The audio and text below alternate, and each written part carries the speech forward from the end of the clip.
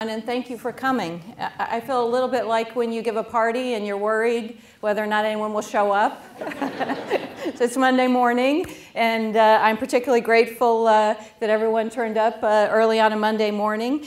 I want to welcome not only those here in Cole Hall, but also those in Health Sciences West, on the Mission Bay campus in Rock Hall Auditorium, Mission Center Building conference rooms, the Mount Zion campus in Herbst Hall, Laurel Heights campus auditorium, San Francisco General Hospital, UCSF Fresno. Woo-woo! Fresno, you have fans in the audience. The VA Medical Center, 220 Montgomery in the boardroom, China Basin conference room, Beale Street, and Minnesota Street. Welcome and good morning, everyone.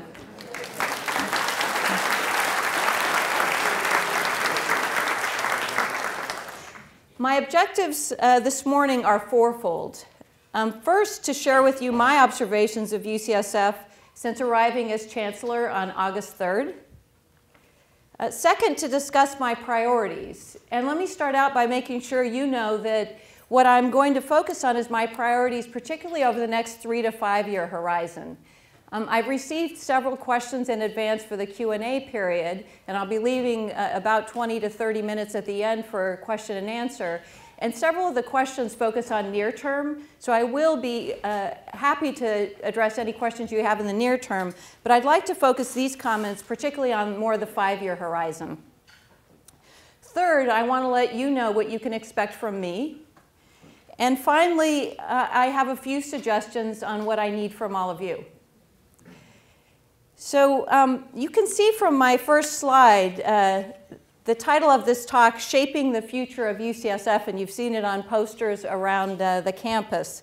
Let me assure you that I understand it's a bit audacious and maybe even presumptuous on my part to use the title Shaping the Future of UCSF, given my 85-day tenure. So rest assured that it is with great humility that I address this morning shaping the future of UCSF. And perhaps this quote from Niels Bohr will ring true for all of you. Prediction is very difficult, especially if it's about the future. So I don't have a crystal ball. I don't have a particular sense of what will happen in the future, but I will, in my remarks, address the future. But what I can tell you is I've spent the 85 days taking in much of what UCSF is and who UCSF is. I've met with faculty, staff, students, trainees, donors, community members, and I can assure you, as you can imagine, that when people hear that there's a new chancellor at UCSF, there's a lot of energy to make sure that I learn and listen about our campus.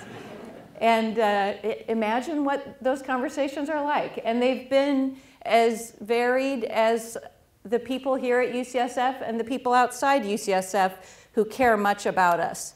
I want to start by making sure if you hear nothing else this morning, if you doze off or didn't have enough coffee, UCSF is a remarkable place, even more remarkable than I knew when I came back to UCSF on August the 3rd. This place is amazing. I came back to UCSF because of the mission and the vision of UCSF. That's why I'm here, and I can tell you that I've observed many great examples of that mission and that vision as I've spent time listening and learning about UCSF. So I want to start today by showing you some pictures and telling you a little bit about what I've experienced learning about UCSF. And I would also say, and I'll come back to this more later in my comments, I would encourage each of you, because I know many of you have been here for some time. There are so many highly tenured individuals at UCSF, and my guess is that few of you spend time or have time to learn about the place where you work and where you operate. And I think it's great to do that. Don't take for granted that you know about the place where you are. So this slide is a picture at the Children's Hospital here on Parnassus. And I start with this slide because I want to tell you that one of the highlights of the time I've spent here so far was going to the Children's Hospital, but specifically learning that we in fact have a fully accredited San Francisco Unified School District school within the UCSF Children's Hospital to serve the educational needs of sick children. And look at her. Who wouldn't love that face? This is one of many collaborations between UCSF and the San Francisco School District, and it emphasizes our commitment to deliver the highest quality patient-centered care. And what's particularly inspiring to me is our intention is health. Our intention is she's back in school, learning and thriving. And so seeing someone who unfortunately has to be in the hospital, but who is looking forward with her parents and her family to her future is exemplified in this picture of someone learning in our hospital, a big part of what we do. This is a photo taken in the lobby of San Francisco General Hospital. And anyone like myself who trained at San Francisco General Hospital has gone through this lobby. It looks very serene here, and it typically does not look this serene. And I enjoyed going to San Francisco General and looking around because one of the earliest experiences I had at UCSF was in fact as a fourth-year medical student coming to the big city and working in San Francisco General's emergency room. And so coming back to San Francisco General for me is a place that really exemplifies our vision to serve our local, regional, and global communities and to eliminate health disparities. So my visit to San Francisco General only reminded me of the importance of this approach to what UCSF does in delivering care. Aren't these great pictures?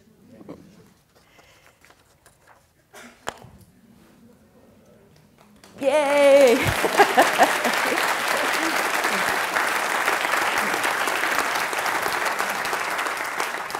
So I owe a particular debt of gratitude to Dr. Blackburn. Here's my tip for you, for all future chancellors in the audience. If you come to UCSF at a really tough time, and it is a tough time economically, and are worried about morale, have someone win the Nobel Prize. Thank you, Liz. Seriously, the vision of UCSF is to be a world leader in scientific discovery and its translation into improved health. And there was no better evidence of that than the well-deserved recognition of Dr. Elizabeth Blackburn, who is shown here with several members of her lab. And I wanted to include this picture this morning, not only because I have so much respect for Liz, but there's two other reasons. One is, it's one thing for us to say we have fantastic scientific breakthroughs at UCSF, but the Nobel Prize for me is recognition that these discoveries are important for the world, and that when someone looks across the world at what's made a big difference, they selected Dr. Blackburn's research. But the other thing is, look at this picture, and look at the members of Liz's lab listening to her and enjoying, celebrating her leadership. It's not only the scientific breakthrough and the scientific discovery, it's what Liz's leadership has meant and her teaching and mentorship of students has meant for the educational mission of UCSF that I think is exemplified by this picture. I could look at that all day. This next picture is a picture of the Interprofessional Education Day. This is a picture of several students, and this is an educational day that celebrates the ability of students to interact early on, not just when they get into the hospital or later in their career, but to start at the beginning with this Interprofessional Educational Day to develop our vision to have innovative, collaborative approaches for education, healthcare, and research that span disciplines within and across the health sciences. Taking care of patients and improving human health today is never done in a vacuum. It involves intense collaborations through multiple disciplines. And I was happy to participate in the Interprofessional Educational Day because I think that our approach of attacking this early on in the educational process is essential. It involves much more than having one day or talking about it or celebrating the interactions across the professionals, but it's such an important part of how everyone operates today, and we won't be successful unless we get this right. This next picture is a photo of School of Medicine student Esther Hong working on a Proctor Foundation supported study of trachoma in the Gansha district of Ethiopia. And you might say, boy, in your 85 days, Sue, did you get to Africa? The answer is no. In fact, I haven't been out of the state since I've been chancellor. I included this picture because I wanted to remind all of us of how impressive UCSF efforts are to eliminate health disparities, very consistent with our mission to advance health worldwide. What has impressed me about the learning opportunity I've had during my brief tenure is how much of UCSF's efforts today are a very professional approach to areas that include the behavioral sciences, social sciences, medical anthropology, health policy. Many aspects of what we do at UCSF today are directed not just at great science, great patient care, improving health, but thinking about how those discoveries, how those breakthroughs get to people, how those health interventions really matter. And I included this slide because I want to celebrate that focus on health disparities and that excellence in that particular part of what we do here at UCSF.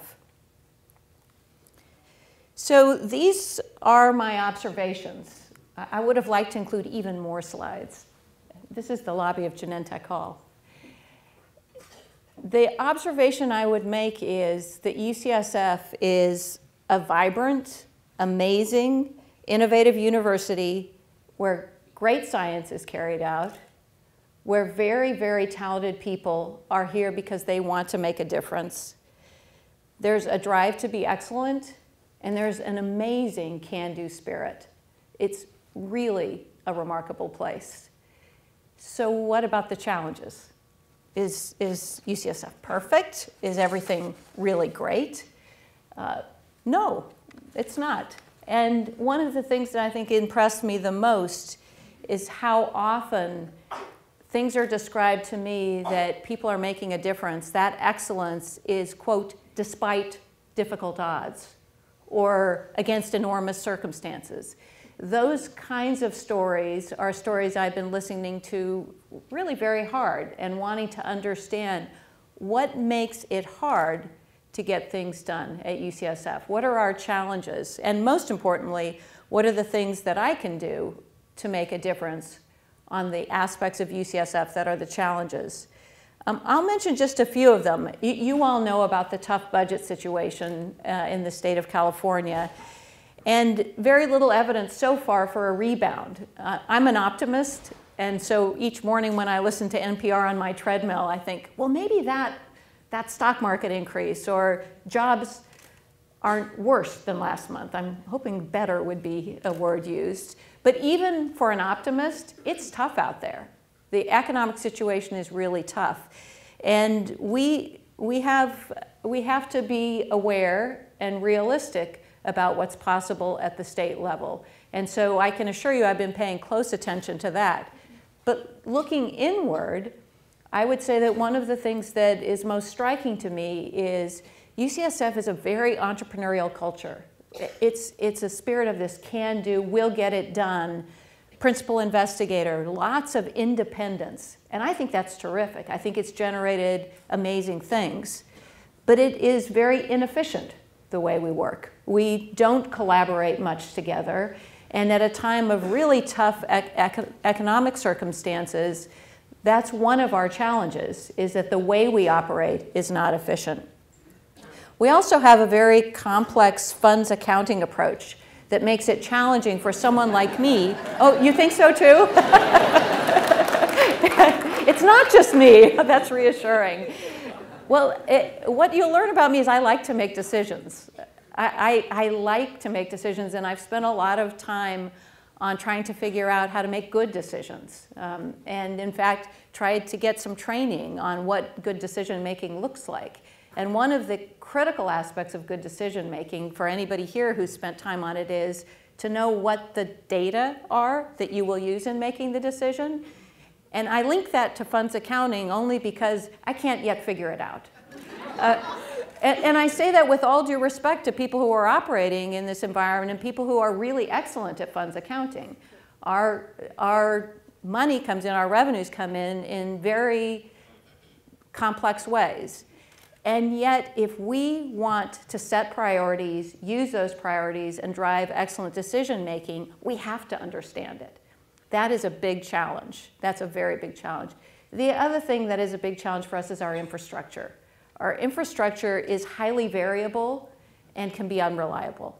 And if we want people to come to UCSF and want to bring out the best in people, that's a huge challenge that's not okay. As I said before, I came to UCSF as chancellor because of the mission and the vision, but I particularly was excited to come back to UCSF because my experience at UCSF the first time around, the 9 years I spent here, was absolutely transformative for me. It changed my life. And so my vision for UCSF is that UCSF be transformative for faculty, for staff, for researchers, for students, for trainees, and for people in our community and patients and healthy folks who interact with UCSF. I want this to be a transformative place that not only is an excellent university and delivers on advancing health worldwide, but that when someone comes to UCSF, it can be transformative for them. So let me now turn to outlining my priorities as chancellor. And let me start by saying that it was really tough for me. I've spoken to many of you during the tenure that I've had as chancellor, and you know that I've been struggling. I like top 3 lists, I like top 5 lists, and like all of you, I tend to use those sub-bullets to cheat. But I wanted to push myself not to have 10 priorities, because I think having double digits somehow said to me, then I don't have priorities. But I want you to know how challenging it is for me, because I love so many aspects.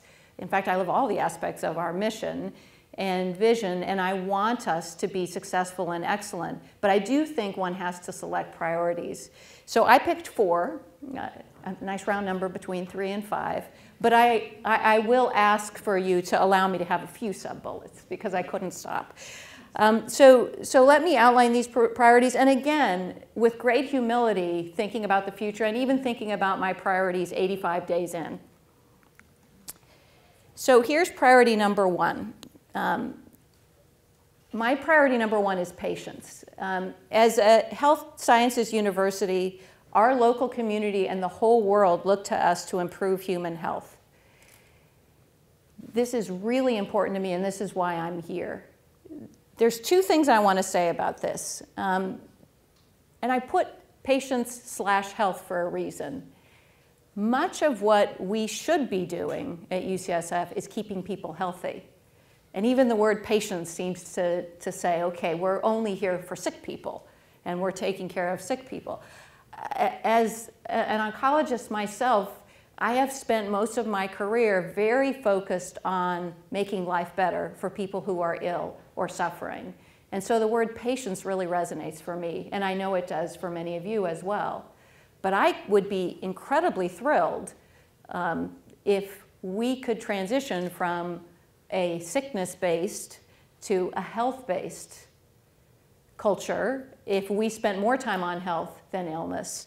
But that doesn't take away from really the bottom line here, and that is the importance of people, whether they're currently ill or healthy, having an excellent experience at UCSF, and that people who come here for their health interventions know how much we care and experience our commitment to their health.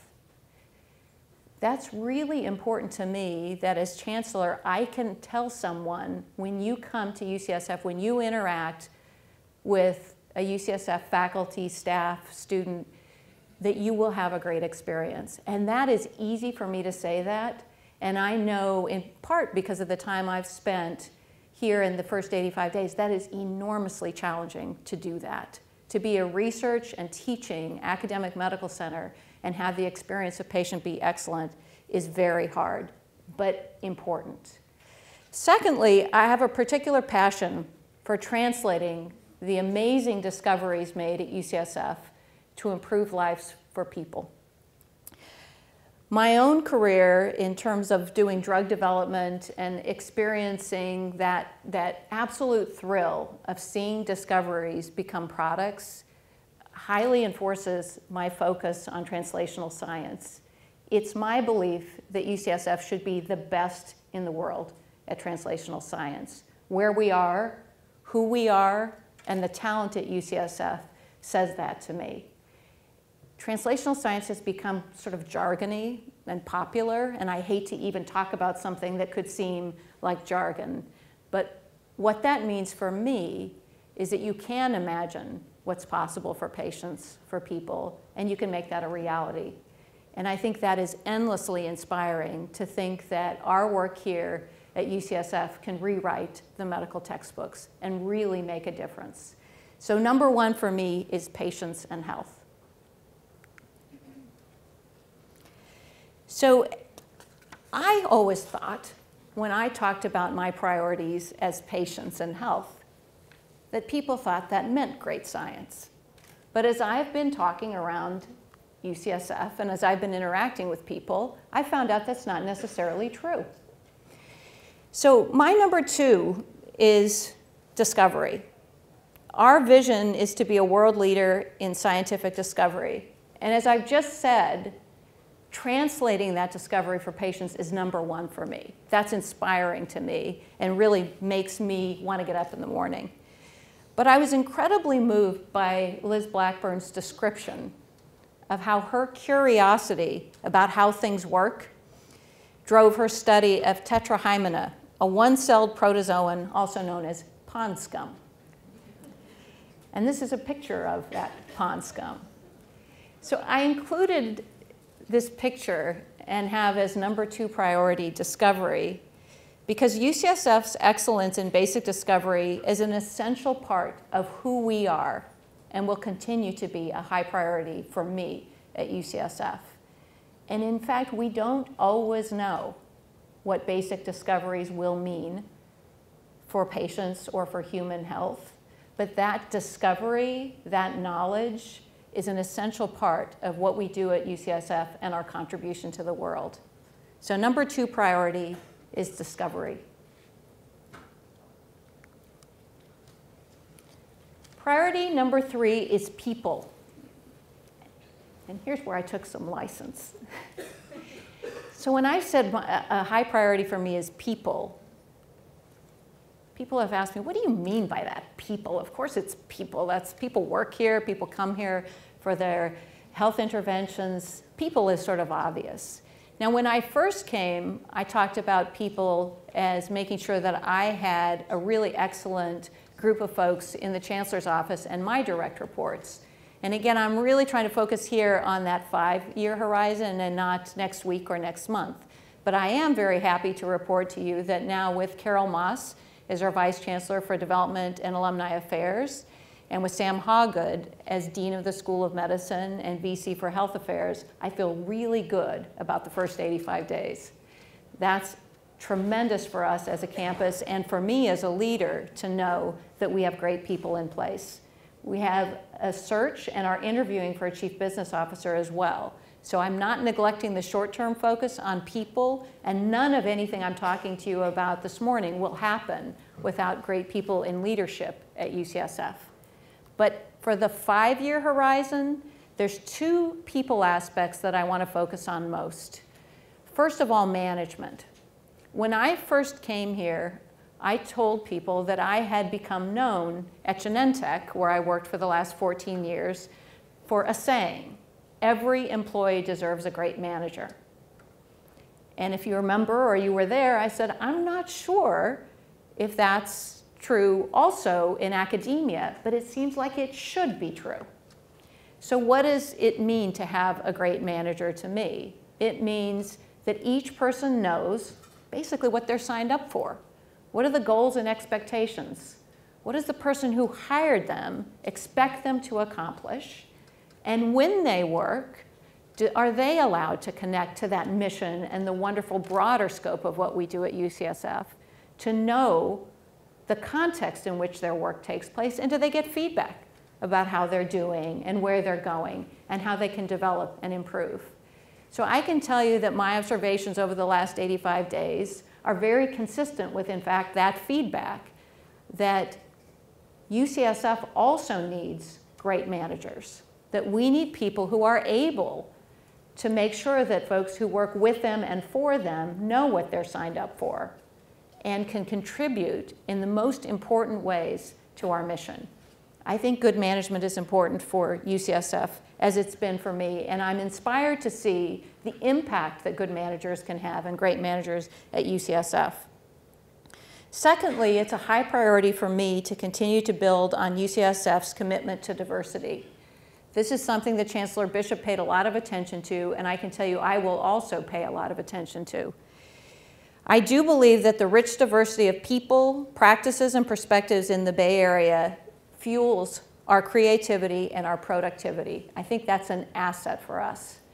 And I don't think it's nice to focus on diversity. I think it's necessary and important for us to be a diverse work environment at UCSF.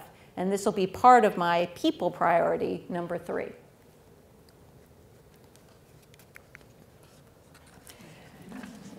My fourth and final priority is to improve the business aspects of UCSF. And for those of you who haven't been awake yet, yes, it is startling for your chancellor to show you a slide with money on it. I guess people call those Benjamins. So why on earth at UCSF, this esteemed, excellent academic institution, would your chancellor show you such a crass slide with bills on it? I apologize if anyone is offended. UCSF is a very large nonprofit business. We are a university, and I love our mission. I love our vision and what we aspire to do in the world. And none of it can happen unless we can pay for it. So I show this slide not to be offensive or even funny, but I know that we can't execute on our mission and vision. I know we can't attract and retain the kind of excellent people we need here at UCSF without money. We have to translate our strategic plan into a business plan. We must improve our infrastructure. And I want to make sure that we maximize efficiency and align spending with our values, our strategy, and our priorities. I'll also be very focused on diversifying our sources of revenue. That's important for us, and I'm going to push hard for us to get money from the state of California. You can rest assured that that will be an important part of what I do, and I'll also increase our visibility in Washington and be actively involved in fundraising. But I'm also enthusiastic about efforts that are already underway to look at areas like industry partnerships. What can UCSF do in that area? But rest assured, we're a university. We're a university with very important standards for conflicts of interest and what we want to sign up for. So I want you to hear from me that I am going to be focused on this, but I will make sure that our values and who we are as a university don't suffer as a consequence. So these are the 4 priorities: patience, discovery, people, and the business of UCSF. That's what I'm going to emphasize, and that's what I'm going to focus on. Now let me turn to what you can expect from me. This is a big place, so I thought you might. It is an amazing thing to be the chancellor at UCSF, and one of the most frequently asked questions is, what does the chancellor do anyway? I'm always grateful when people are not afraid to ask questions that no one else will ask. So my job as chancellor is to ensure that UCSF has the talent and the funds to deliver on our mission. You can expect me to focus on regular communication, and I won't always be communicating in Cole Hall. I intend to move around. I'm going to set clear priorities. I just did this morning. And I'm going to make tough decisions. I want you to understand what the decisions are, to know when there's a decision, what the decision is, and why. I'm not going to always expect that you'll like the decisions I make or try and make everyone happy. I think that's impossible. I know that's impossible. But what I will commit to you is you'll know why I make decisions. And I intend to be action-oriented. So occasionally I might be asking for forgiveness. I bring a lot of energy and passion to this job. And people have sort of joked around with me and saying, oh, you'll get cynical. So I will tell you that there's one thing I'm very confident of. I will not get cynical. That's just not how I operate. And so if I mean it, I say it. If I say it, I mean it. And that's what you can expect from me. It is really important to me that you understand what I'm doing. And as I mentioned, 85 days in, for goodness sakes, here I am talking about the future and priorities. I'm going to keep listening and learning from all of you, because the most important thing I intend to do as Chancellor is to reflect the mission, the vision, and the values of all of you and our institution. So here's what I need from you. Contribute personally to UCSF's excellence, no matter what you do. UCSF will not be excellent if members of UCSF's faculty, staff, students aren't excellent. So think about what you do. Set priorities in your area, make decisions, and take action. Focus on outcomes and metrics. An outcome is not having a meeting. It's not putting together a PowerPoint presentation. An outcome is something that improves as a direct result of your efforts. Take some time to look externally. One thing that's really interesting that UCSF and Genentech have in common, and maybe it's because of the excellence in highly technical people, we are so self-critical and so inward-looking. So think once in a while, look outside UCSF and celebrate and share with your colleagues the joy of working on a mission like the one that we have. Have fun and celebrate success. I know it's a really tough time at UCSF right now. I know that, but it never, ever costs anything to say thank you and to show gratitude to your colleagues for what they bring to UCSF and to you as their colleague. So don't forget to celebrate success and enjoy what we are privileged to do here at UCSF. So if I deliver and you deliver, I think together I'm confident that we can make UCSF even better. And with all due respect to Niels Bohr, I actually like this quote better. And this is my last slide. As for the future, your task is not to foresee it, but to enable it.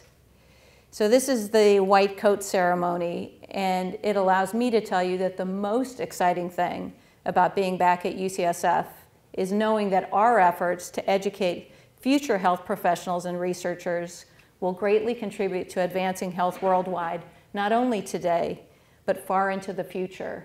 And I can tell you I am tremendously excited to be a part of that. So thank you, and now it's time for some question and answer.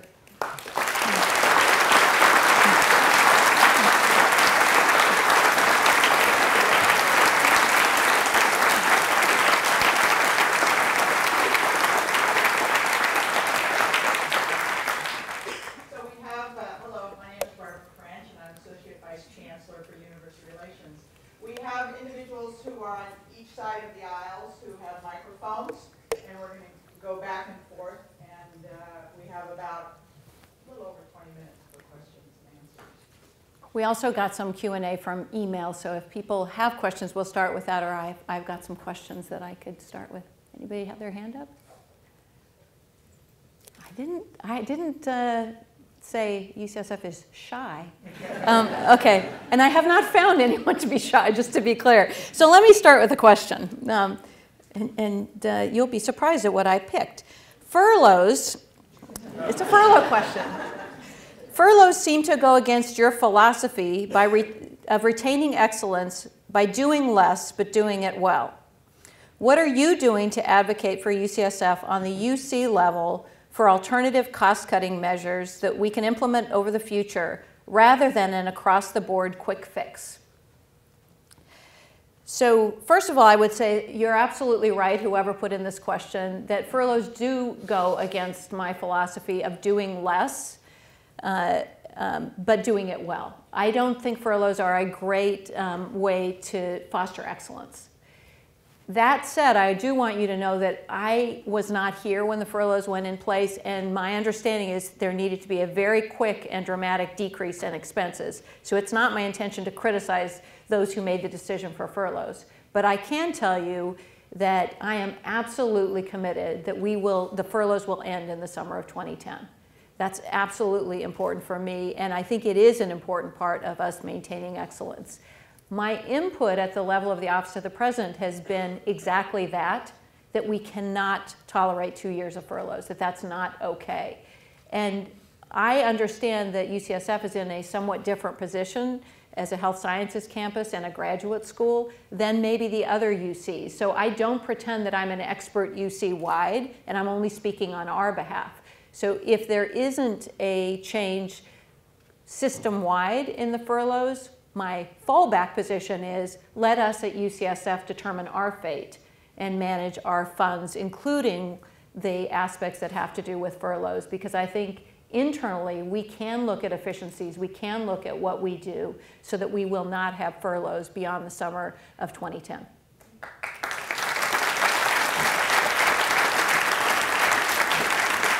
The question in the back.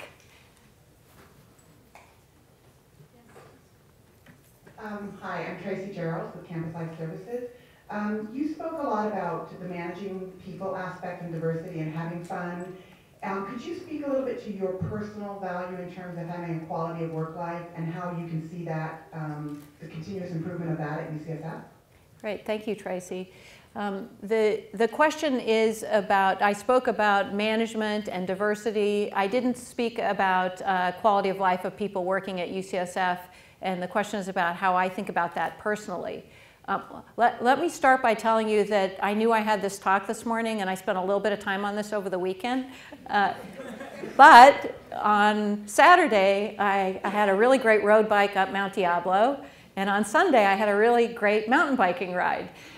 So I believe in work-life balance. I'm not always good at it, I will tell you that.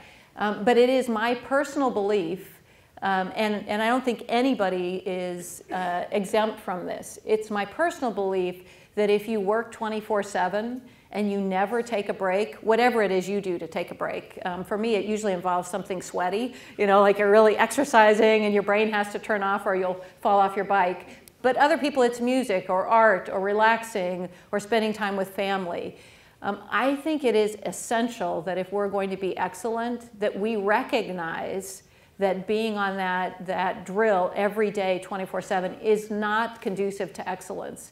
So I really applaud the programs that already exist and the efforts that are underway at UCSF long before I got here to make sure that people can have a good quality of life, spend time with their families, think about the world larger than just what's here at UCSF. I know that can be particularly hard to do at certain times in your career. And I was very inspired by Liz Blackburn's description of how she's dealt with that over the years and thought about, if I can paraphrase her, sort of spurts of work that she manages her work-life balance over the long term and not the short term. And I think I'm a lot like that, that there's times when, and all of you have had a grant due or something incredibly intense where you have to work really hard, late hours, weekends. But taking time for a break, I am 100% sure that every time I get a break, I'm better when I come back. And I want us to have a campus environment that allows for that. There's a question in the middle. Sorry, it's kind of hard to see. Greetings, I'm Chris Jones. I'm with the UCPD Police Department, Director of Homeland Security and Emergency Management. UCSF is a phenomenal enterprise, and our feet rest upon tectonic plates which are currently moving. And, we're threatened by something as small as a virus, H1N1. As far as disaster preparedness, response, business continuity, and continuity of operations, as Chancellor, do you have expectations of staff, faculty, administrators as to UCSF's position in being prepared for what can eventually threaten the critical infrastructure that UCSF offers the city, the county, the Bay Area, the state, and even nationally? Well, there is an awful lot in that question. Thank you. Oh my. Where to start? So for people who didn't hear the question, it's about disaster preparedness in general, if I can summarize all of the details of your question. Let me start by saying I think UCSF has, I see us in two ways with regard to disaster preparedness. First of all, we have a medical center here on Parnassus. We broadly across the city provide medical care at San Francisco General, here, Mount Zion, the VA hospital. So UCSF and outpatient care much more broadly than that, we are an essential part of the healthcare system and of health delivery in the city of San Francisco. So I think disaster preparedness in the medical centers is particularly important, and I would think of that separately from the other aspect of your question. We're also the #2 employer in San Francisco, a place that has seismic issues, above and beyond other issues you raise, such as pandemic flu and terrorism and all the other things you worry about every day. I'm glad you worry about this every day. That job, I hope you have stress relief in that job. Speaking of work-life balance, I think that's really an essential thing. I have not had a lot of visibility to our disaster preparedness yet, with one exception, and that is seismic issues.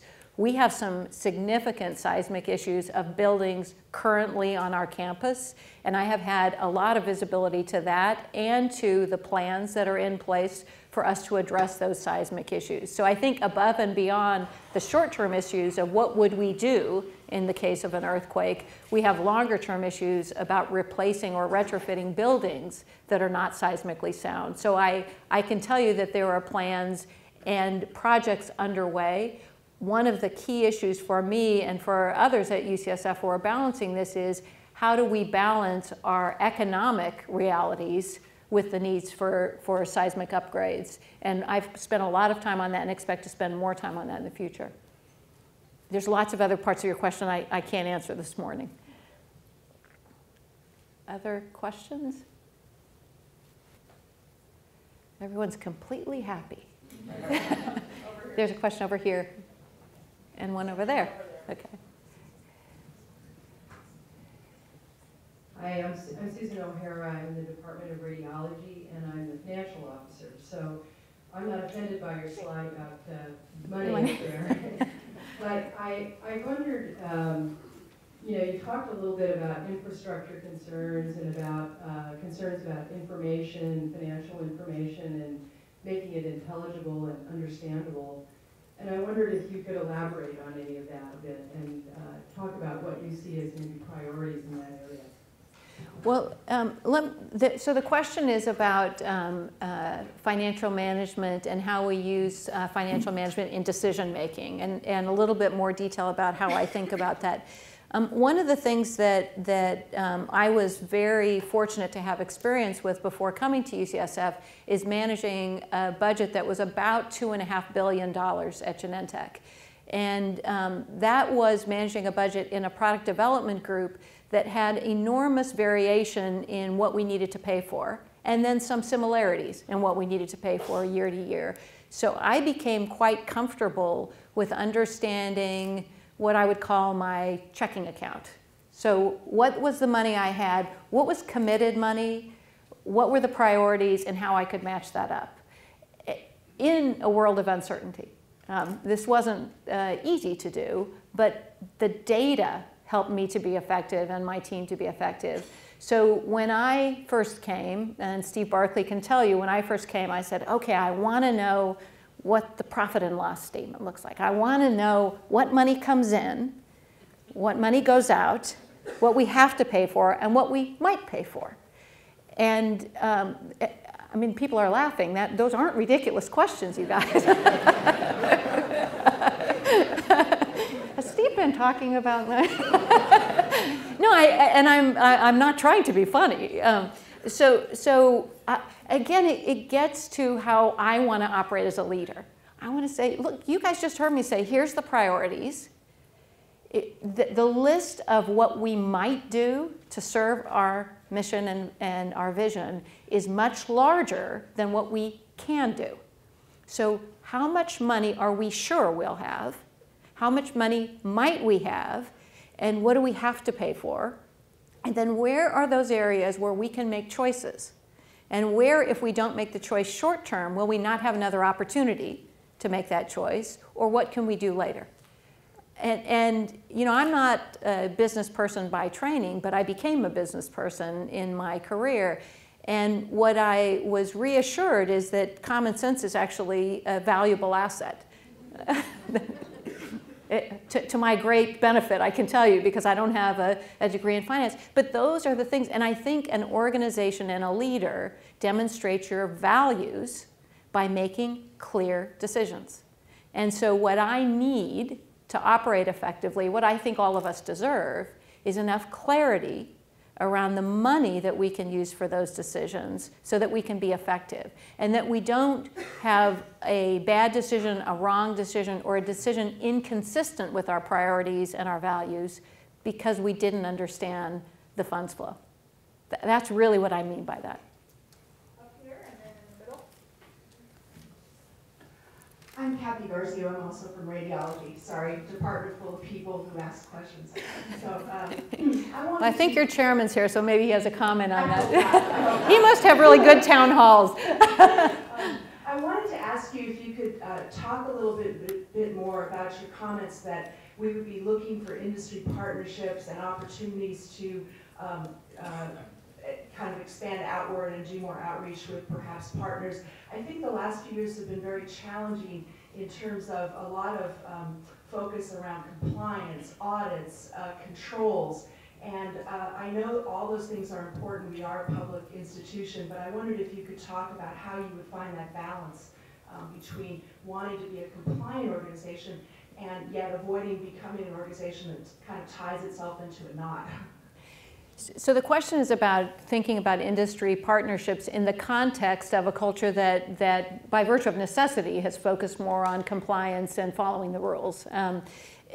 Let me tell you why I care about industry partnerships. And I know that industry partnerships have been talked about at UCSF as potential sources of revenue, which I think is wise, and I don't have a problem with that. But I think that industry partnerships start with what's consistent with our mission.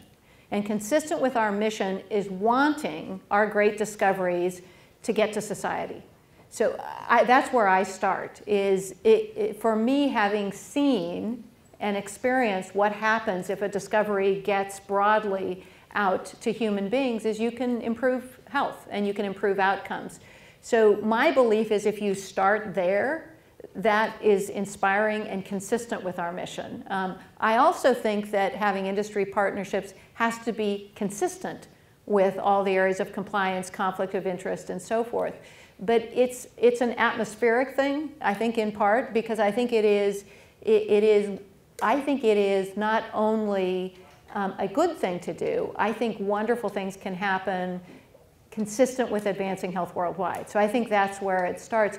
What I'd like us to think about on the compliance end and on conflicts of interest, can we simplify all our needs for reporting? I talked about administration before and efficiencies. When I talk about administrative efficiencies, that discussion starts with, what are we asking people to do?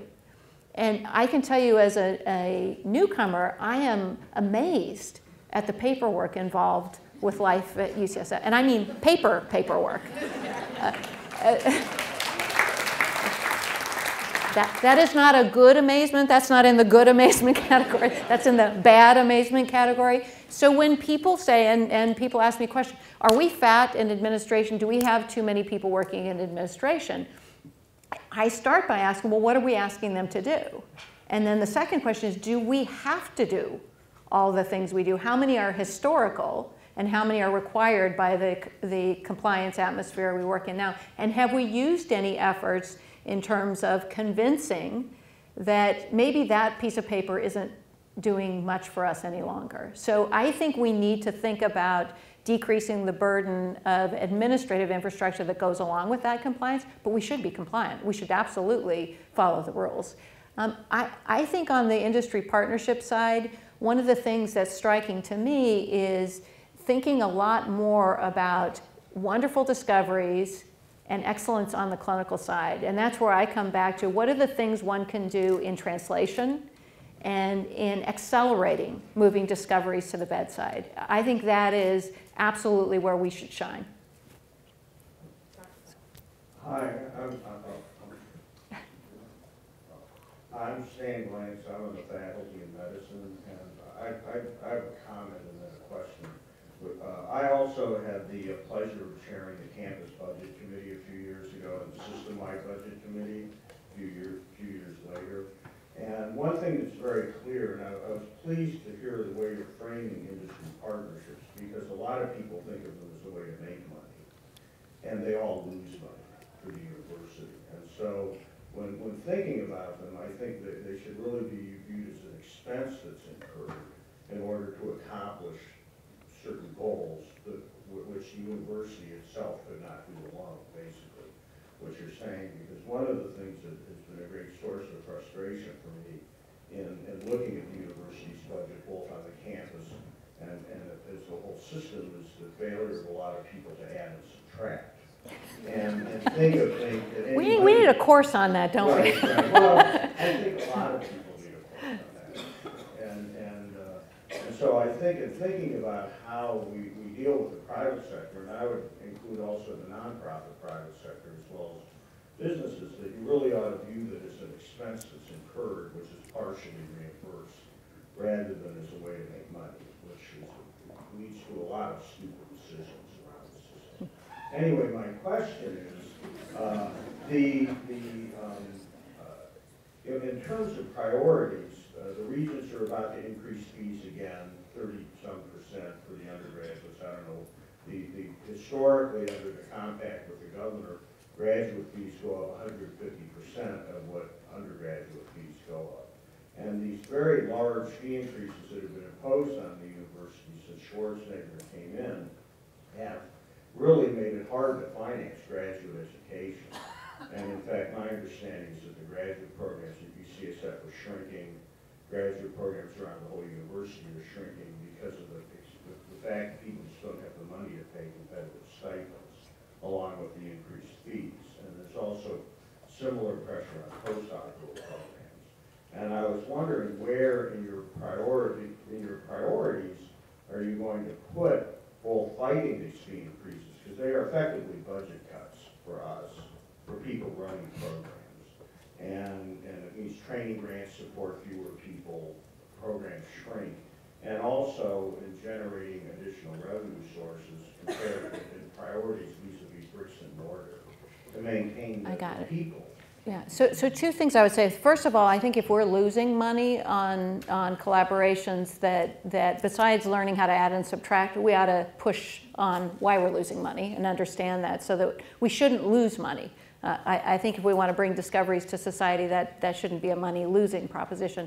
But above and beyond that, your question about graduate students, I have been happily educated on the importance of graduate students and the real issues with the increases in graduate student fees since I started here. And I can tell you I've been advocating, and a final decision hasn't yet been made on the graduate student fees. And I have been advocating on behalf of us that is far different and very important in terms of how the state looks at graduate student fees, that they come out of grants.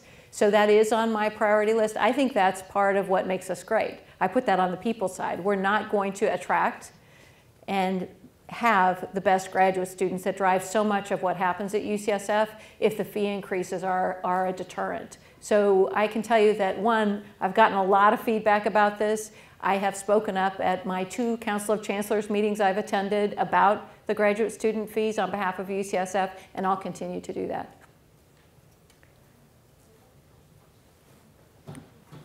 Question up here. So this is just a follow-up, and it's about money as well. Can you raise your hand? I'm sorry that I I'm can't. sorry. Oh, way in the back. Thank way in you. the back. Thank you. It's a question of fairness versus efficiency, and how you make sure that money decisions, where often efficiency is a priority, is translated into a fair decision. The question about fees, for example, that's convenient and it's an easy revenue generator. I'm a student, so we don't have much say in it. But I don't know that fairness has been brought to those kind of decisions, and I see that problem across the entire UC system, but also specifically in UCSF, and how you communicate that and how you make sure fairness is part of these decisions. So the question is about fairness and how you make decisions about efficiency. I think your specific fairness question, though, gets to the fee increases.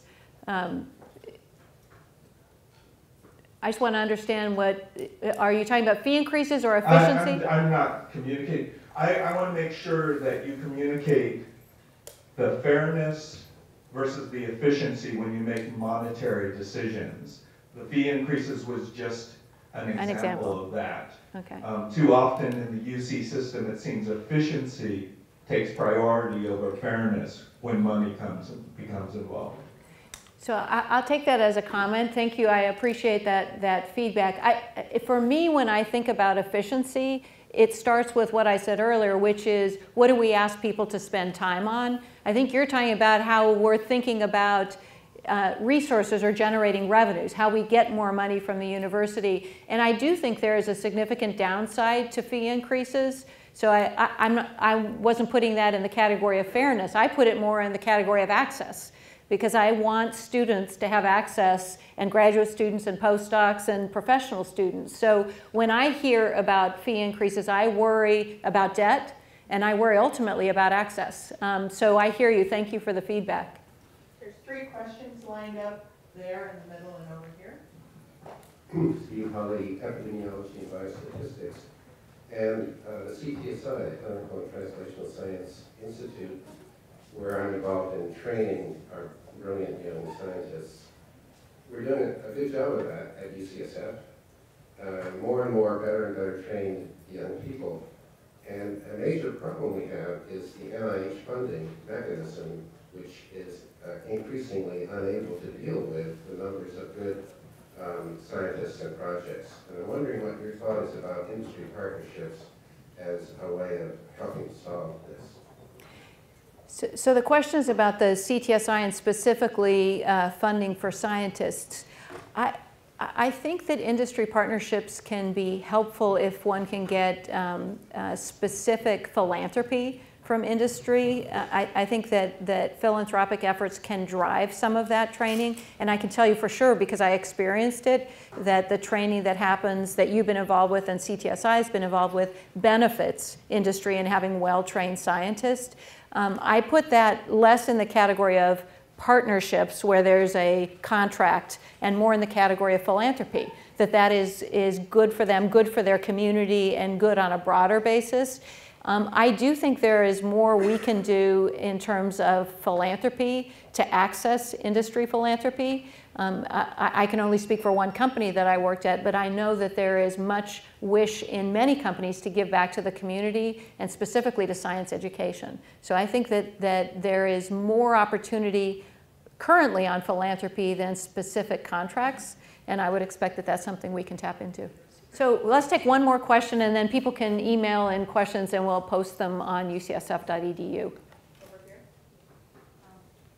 Okay, recognizing that one of your priorities in the area was diversity, and how critical it is to achieving that diversity is achieving excellence at UCSF. I guess we'd like to know if you could elaborate on your vision for enhancing and nurturing diversity at UCSF, and how we as a community can help you realize that vision. Thank you for that question. It's a question about diversity at UCSF and my vision. As I said, I think that the efforts really since the 60s at UCSF and reinforced and I would say reinvigorated by Chancellor Bishop are important. For me, diversity starts by having an environment where everyone, no matter who they are, can excel. And so there's a lot of pieces to that. It starts with understanding what are the obstacles, what are the barriers, what are the hurdles.